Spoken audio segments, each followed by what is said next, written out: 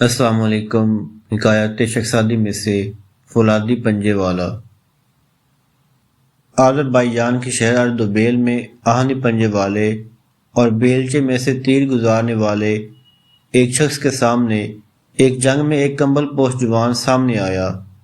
فولادی پنجے والے نے اس پر 50 تیر چلائے مگر ایک تیر بھی اس کے کمبل سے نہ گزرا، جبکہ کمبل والا آرام سے آیا اور اس کو کمند کے حلقے میں پھنسا کر لے گیا۔ اس کے فولادی پنجے خونی چوروں کی طرح گردن سے باندھ دیے۔ شرمندگی اور غربت کی وجہ سے ساری رات سوچوں میں گزار دی۔ صبح ہوئی تو کسی نے پوچھا، لوہے کو تیروں سے سی دینے والا کمبل پوش کا قیدی کیسے بن گیا؟ فولادی پنجے والے نے خون کے آنسو رو کر جواب دیا، تجھے پتہ نہیں موت آ جائے تو کوئی بھی بچ نہیں سکتا۔ میں تو شمشیر زنی اور نیزہ بازی میں رستم کو بھی آداب جنگ سکھانے والا ہوں۔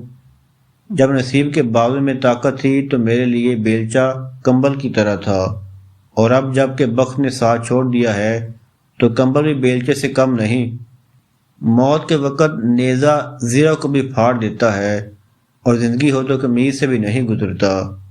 جس کی اجل آ گئی وہ تہ بتہ زیرہ پہنے ہوئے بھی ننگا ہے، اور اگر نصیب میں زندگی ہو تو ننگے بدن پہ بھی چھری کی کیا مجال کہ چل جائے۔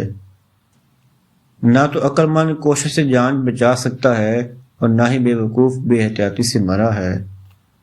شخصادی رحمہ کی اس حکایت سے سبق حاصل ہوتا ہے، اگر بندے کے مقدر میں نامرادی اور ناکامی ہو تو بڑے سے بڑا منصوبہ بھی دھرے کا دھرا رہ جاتا ہے اور تقدیر کا فیصلہ ہی آخری فیصلہ بن جاتا ہے۔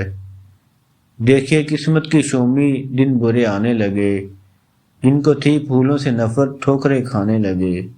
تمام نئے والے دوست سے گزارش ہے چینل کو سبسکرائب کریں اور بیل آئیکن کو ضرور پریس کریں۔ شکریہ۔